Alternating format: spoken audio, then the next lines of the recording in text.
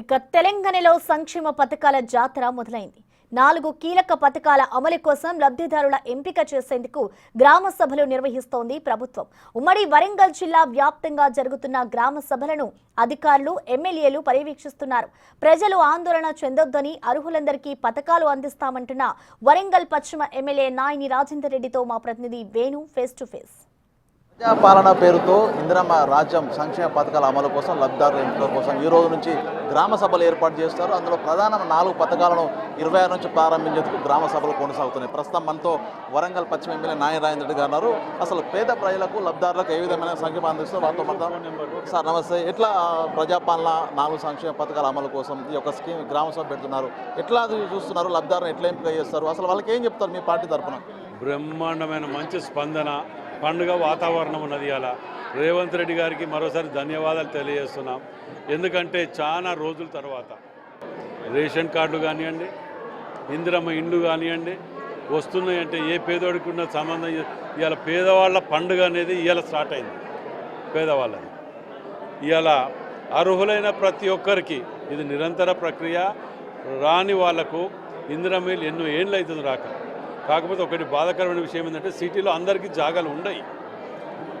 వాటికి సెకండ్ ఫేజ్లో వాళ్ళకు జాగా ఇచ్చి ఇల్లు కట్టించే సెకండ్ ఫేజ్ అన్నారు. ఫస్ట్ ఫేజ్లో చాలా తక్కువ మంది. పట్టణంలో ఇరిగేషన్కు సంబంధం ఉండదు, R&Bకి సంబంధం ఉండదు. ఇట్లాంటి ఇండ్లలో అంటే చాలా పేదోళ్లకు జాగాలు ఉంటే వాడు కోటీశ్వరుడేనే సిటీలో. కాబట్టి వారిది ముఖ్యమంత్రి గారి దృష్టికి వారి గురించి కూడా ఆలోచన చేయాలని తీసుకువెళ్తున్నాను. ఇవాళ వీళ్ళందరి దగ్గర కూడా మంచి స్పందన వచ్చినది. దీంట్లో టీఆర్ఎస్ వాళ్ళు కొందరు రెచ్చగొట్టే విధంగా వాడు ఇచ్చేటోళ్ళని పబ్లిక్ని రెచ్చగొట్టడం. పబ్లిక్ నేను కూడా విజ్ఞప్తి చేస్తున్నా మీ ద్వారా, కట్టేయండి. గతంలో తప్పులు చేసిన వాళ్ళని ఎవడే కానివ్వండి కట్టేయండి. ఆ వాడలలో మేము తప్పులు చేస్తే మమ్మల్నే కట్టేయండి. మీకు మంచి చేసిన వాళ్ళనే ఆదరించండి. ఈ దొంగల మాటలు వీళ్ళ మాటలు పట్టుకోకుండా మీ యొక్క భవిష్యత్తుని కోల్పోకండి. మీరు మంచిగా ఉండండి. మేము ఇంటికి వస్తాం, మీకు కావాల్సిన ఏర్పాట్లు చేసుకునే బాధ్యత మాది. మేము నిరంతరం ప్రజలలో ఉంటున్నాం, గల్లీ గల్లీ తిరుగుతున్నాం. ఈ యొక్క ప్రజాపాలనలో సభలే కాదు, గల్లీ గల్లీ ఇప్పుడు ఇక్కడ సభ పెట్టినాం. డివిజన్ అయిపోయింది కాదు, డివిజన్లో ఉన్న ప్రతి గల్లీ తిరుగుతాం. ఎలక్షన్ల ముందు పాదయాత్ర ఏ విధంగా చేసినామో ఆ విధంగా మళ్ళీ తిరుగుతా. ఎక్కడెక్కడ ఏం అవసరాలు లేవో చెప్పండి, చేసి చూపించే బాధ్యత మాది. కానీ ఈ దొంగల మాటలు పట్టుకొని ఈ తొందరపడి ఇది చేసుకుంటే మీ భవిష్యత్తు కోల్పోతాం.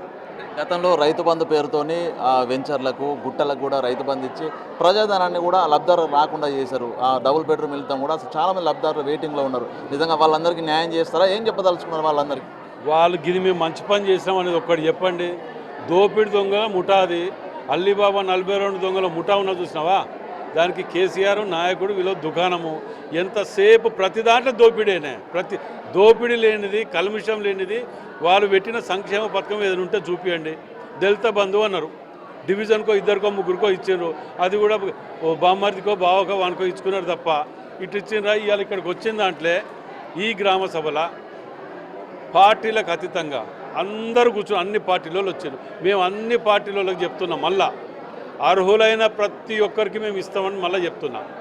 అంతేగాని రెచ్చగొట్టే విషయాలు ఈ అన్ని ఏది అభివృద్ధిని నిరోధకులని ప్రజలే తరిమి కొడతారని చెప్తున్నారు. సంక్షేమ పథకాల అమలు అధికారుల పాత్ర కీలకం. వాళ్ళకైనా సూచనలు ఇస్తున్నారా? ఒకవేళ రాని వాళ్ళకు వాళ్ళకి సంబంధించి అధికారులకు ఏం చెప్తున్నారు? అధికారులకు ముఖ్యంగా చెప్తున్నా, కొద్దిగా నిబరపడతనం ఉండొద్దు.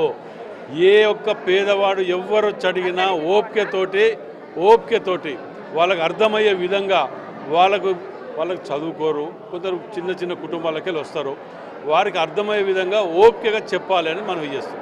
Thank you. ఇది మొత్తంగా తెలంగాణ వ్యాప్తంగా కూడా ఈ రోజు నుంచి సంక్షేమ పథకాల అమలు కోసం అర్హులైన లబ్ధిదారులను ఎంపిక చేసేందుకు గ్రామ సభలు కొనసాగుతూ ఉన్నాయి. ఇక గ్రామ సభ లోపల 4 పథకాలకు సంబంధించినటువంటి అసలైన లబ్ధిదారుల ఎంపిక కొనసాగుతుంది. ఇందులోపల ఉన్నటువంటి అధికారులు కూడా పూర్తి స్థాయి లోపల ప్రజలకు సహకరించాలి. వాళ్ళకి సంబంధించి ఎటువంటి సందేహాలను కూడా నివృత్తి చేయాలి. అధికారులు ఏమాత్రం ఏమర్పాట్లు ఉండొద్దంటూ కూడా సూచనలు ఇస్తున్నాము. ప్రజలందరూ కూడా, లబ్ధిదారులు ఎవరు కూడా ఇబ్బందులు పడొద్దు, తమ ప్రభుత్వము సంక్షేమ పథకాలు అర్హులకు ఇస్తున్నట్టు కూడా నాయని రాజేందర్ రెడ్డి చెప్తున్న పరిస్థితి. వీడియో జర్నలిస్ట్ సంతోష్తో వేణుపిక్ టీవీ.